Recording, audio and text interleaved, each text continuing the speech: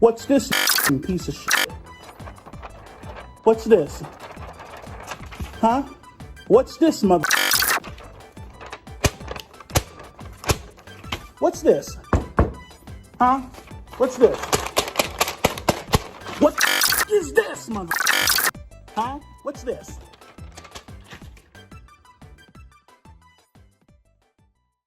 I have no idea! Welcome back to the 21.5 thousand subscribers of my channel, and a friendly hello to the 70% of viewers who are unsubscribed.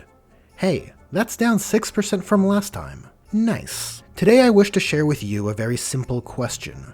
What are these? Well, that's sort of a lie. We know what they are. They are tiny aspect shrines, or rather, more like totems. But the real question is, why do they do nothing on the tabletop?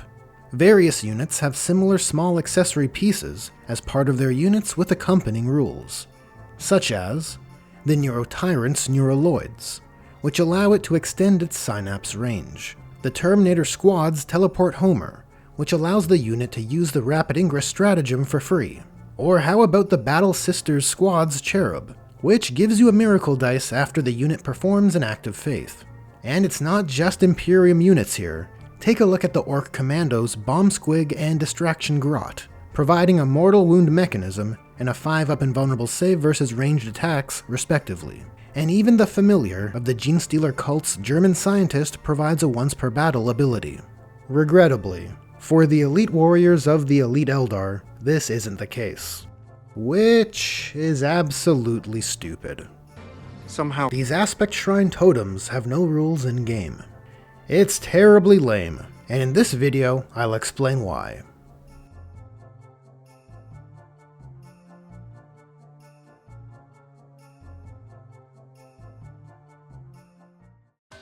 Well, the fundamental reason why these totems lacking any sort of gameplay mechanism is lame is because it's an absolute waste. A waste of perfectly good design space. Beyond the obvious fun and narrative boons gained from such pieces on the tabletop, the truth of it is, these accessory models, which often mark out dynamic or one-off abilities, inject mechanical interest into what's happening on the tabletop. Mechanical interest, which I would argue, goes a long way towards enhancing the player experience. This Space Marine and Cursor Squad is made more interesting by the fact they can set off that Haywire Mine to deal mortal wounds to a nearby enemy unit, compared to their other ability, Multi-Spectrum Array, which makes a target they fired upon easier to hit for friendly units. The key difference I'm honing in on here is in their design type. One-off versus persistent. These one-off abilities make units more interesting for everyone. For the player using them, it presents choice. How or when to best leverage that one-off ability. In the Incursor's case, is this the right phase to set off the Haywire Mine? Perhaps doing so will aid in achieving the current tactical objectives this turn. Or maybe there is a tough enemy vehicle elsewhere that those mortal wounds would be more valuable to go into.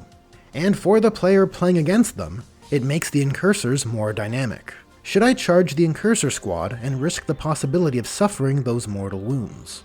Is that risk worth the gain of tying them up in engagement range?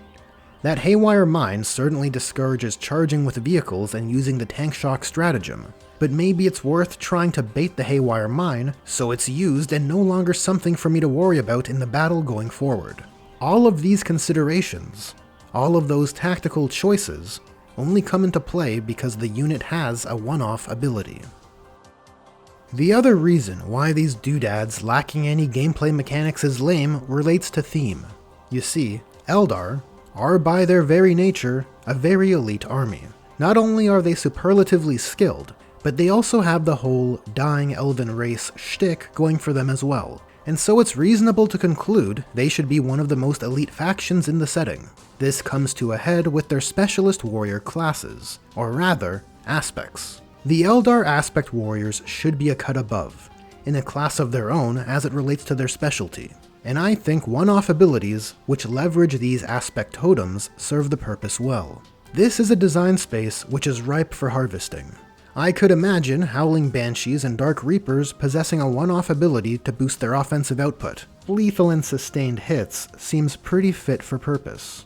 Striking Scorpions could gain a one-off ability to make a 6-inch Phantasm move, speaking to their skill as expert hunters. And while not all Aspect Warrior kits have such totem accessory models, the design template can still be applied. I find this template quite satisfying, and savvy viewers may find it familiar. It's a template used by the squad-based units of the Adeptus Custodes, which, if applied to the Aspect Warriors, nicely serves to cement them as being a cut above. So yes, I suppose I am making the case that Eldar Aspect Warriors should be even better than what they are currently.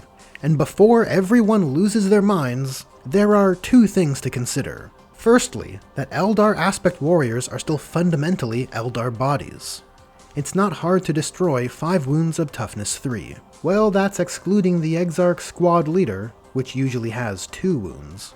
But my point still holds.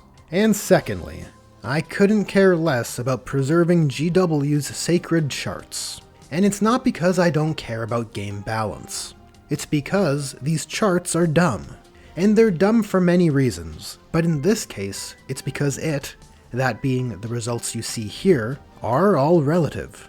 What should come first is appropriate rules. I'll state it thusly.